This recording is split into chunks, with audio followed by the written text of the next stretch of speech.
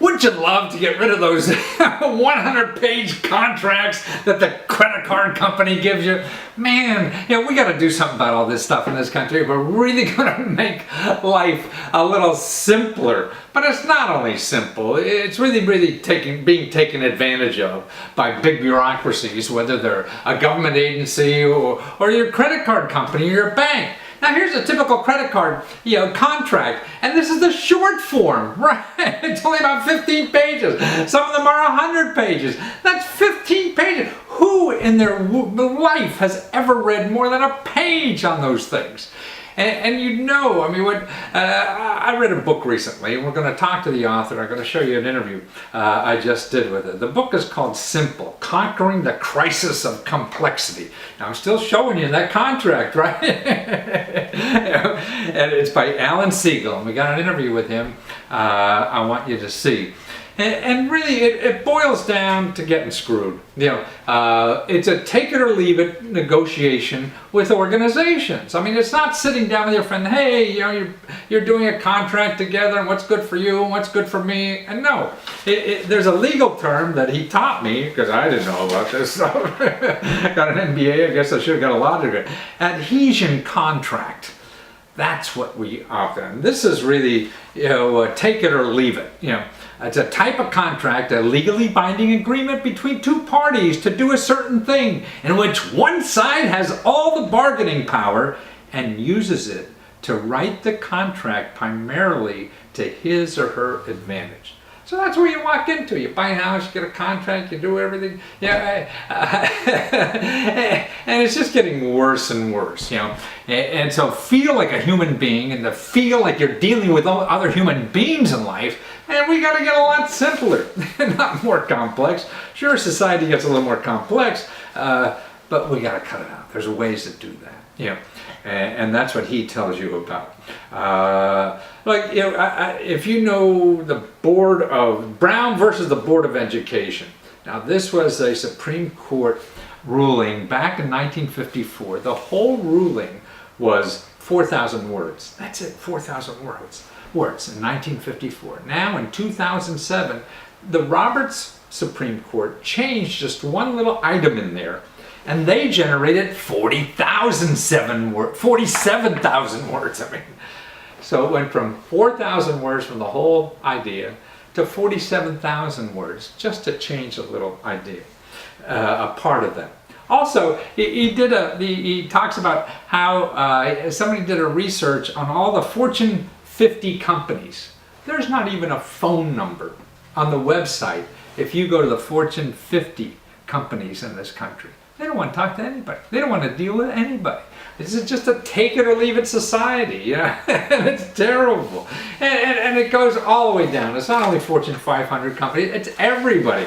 I mean, here, look at this website. This is a competitor of mine who sells that kind of stuff. He's got a little one paragraph statement about what he's going to sell you for $24.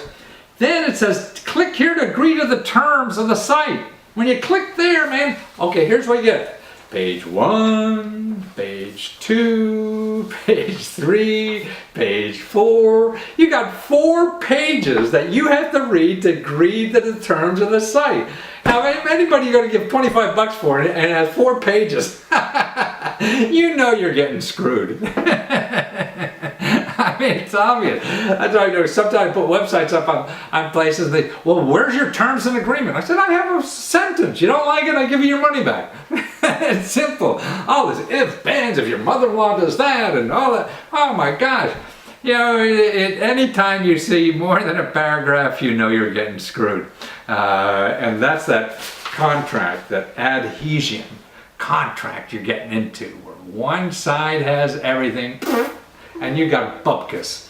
Okay, listen to this interview and you'll learn more about what you can do to start changing this. So you got some power in the system. Watch this.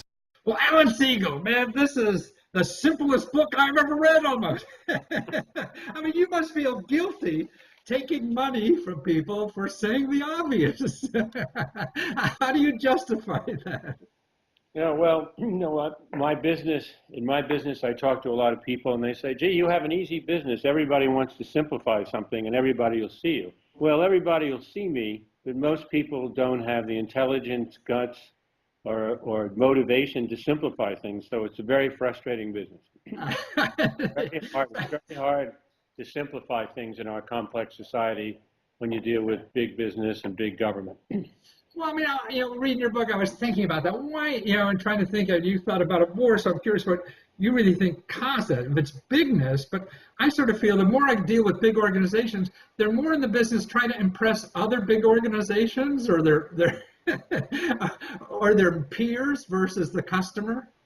Well, businesses are so big that they're incoherent, and what I'm trying to do is what you do, and that is to create materials, whether it's a product, a service, communications that's clear, that's credible, that's relevant, that's going to make a difference, and give people information that's accessible and functional and usable, and so when you get big organizations that are dominated by lawyers and overprotectionism and big government, where you have such polarization and people trying to write legislation when they really don't agree on anything, you end up with chaos. And that's, what's behind the complexity in our society.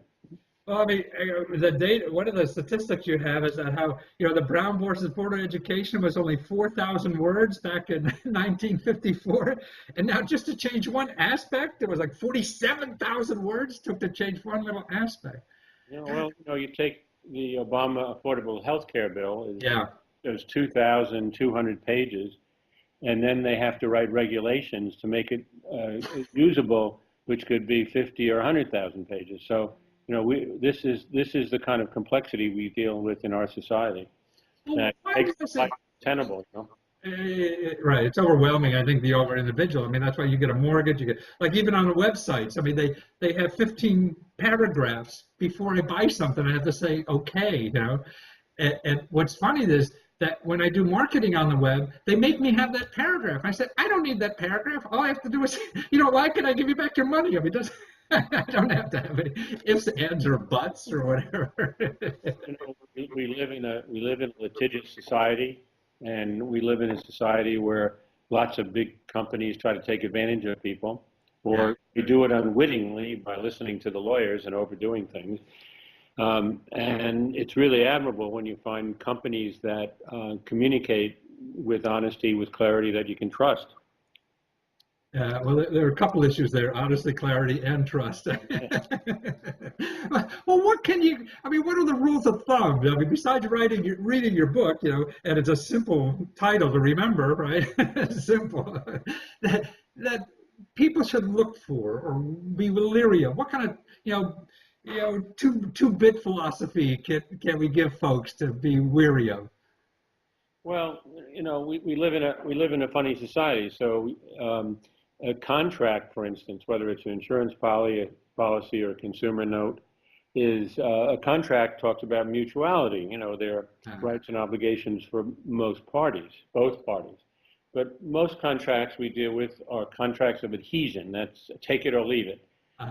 It's developed by the lawyers for an insurance company or for a bank or for a leasing company or a wireless company, and you have to take it or leave it. So what's happened that I think is a very good thing is with the internet now and with social networking, people are able to aggregate and get together and put pressure on these companies and put pressure on government to be more responsive and to be fairer and not to be put in an adverse situation. So you take the internet community. So they have contracts, and it says if you're going to use Facebook or you're going to use Instagram or any of these products, if you use the contract, the first time you use the service, you've agreed to and you're bound by the contract that's at the back of their website, which is unintelligible and has, as we know, aspects of privacy and so on, which could be very damaging to people.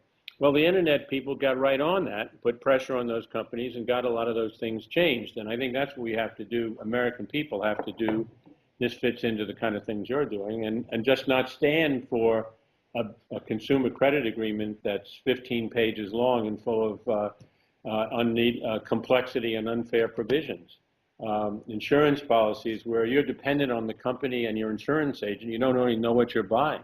That's for sure. How many people really understand their tax forms? Very few. Or read it. Well, don't even try.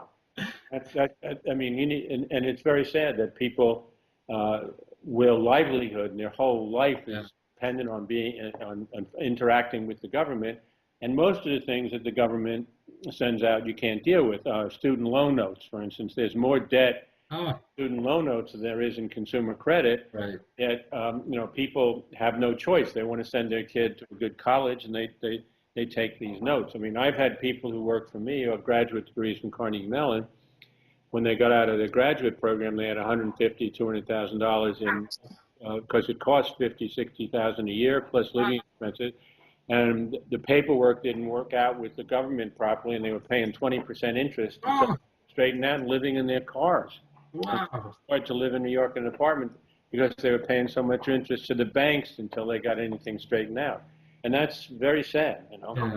Yeah. No, I feel that's another problem. A bubble is going to burst, and it's terrible.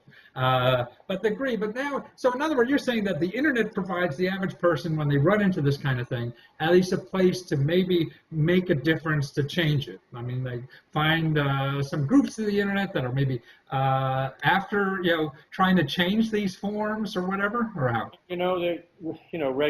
Laws and regulations are a big critical area, right? And I'm working with a number of think tanks who are trying to make take the research that they do, that they work with regulators to affect legislation and so on.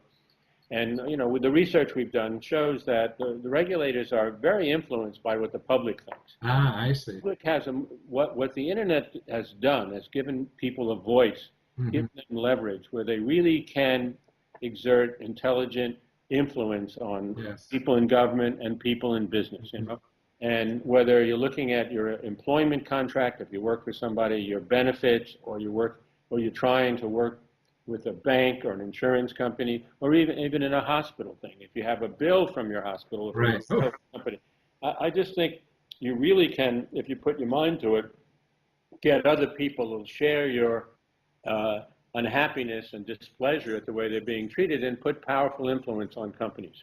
So that's, it's really, I think what I'm happy about is my book is coming out, because I've been doing this for 35 years, at a time when I think the biggest frustration I had is that people say, yeah, we don't understand our tax form, but we're going to do about it. Well, you can do a lot about it now. I think you really can.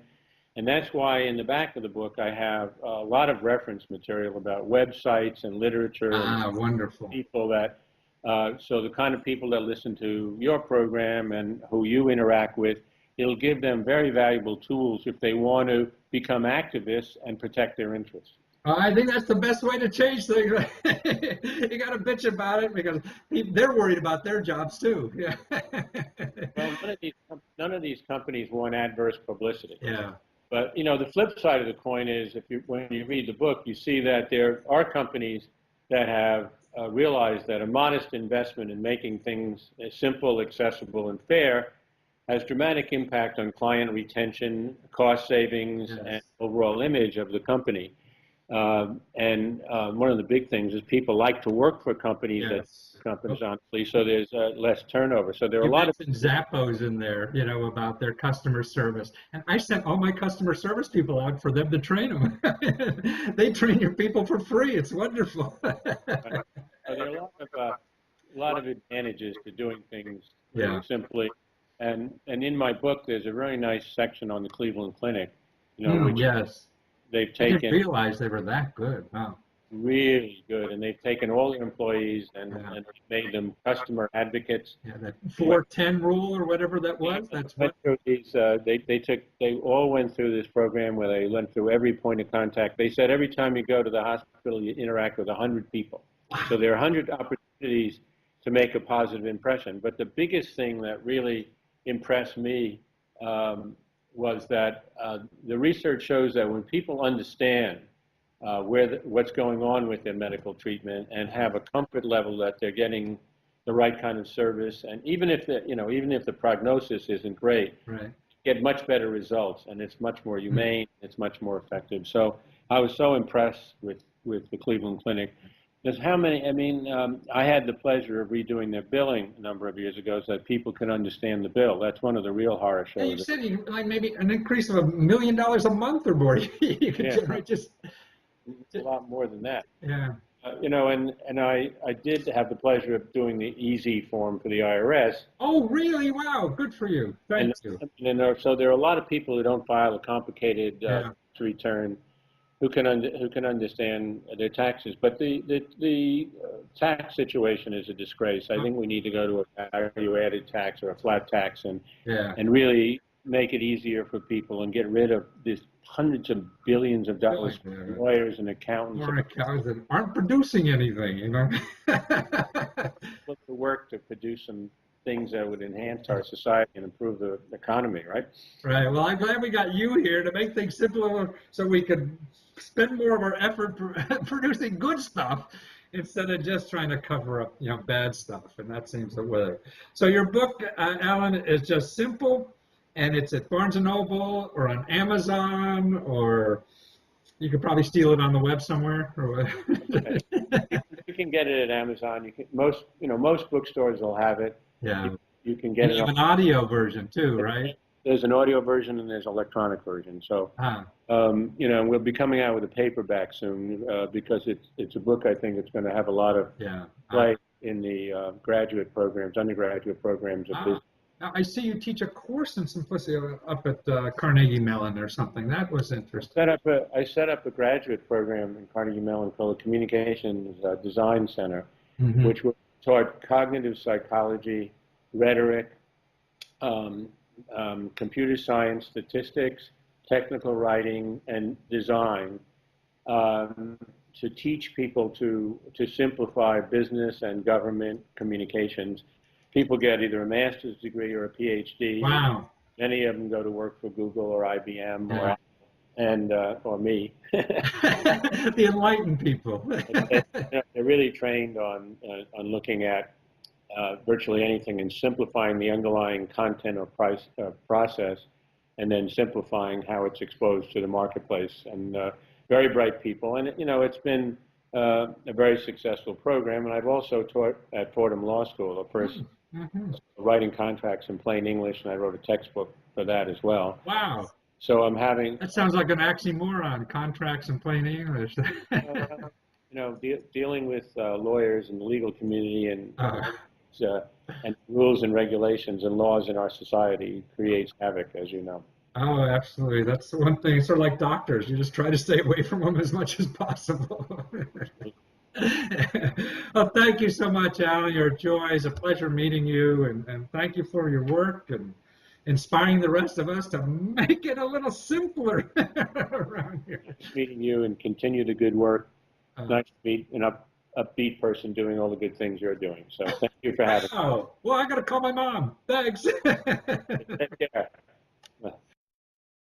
Now, wasn't that good stuff? And the book is an easy read, so if anybody have half interest in it, I mean, it's a nice read. And at the end of the book, too, he's got a whole bunch of sources that you could turn to get justice, you know, when you feel screwed like that. You know, and here's some of the more important ones, I think, is the Consumer Financial Protection Bureau.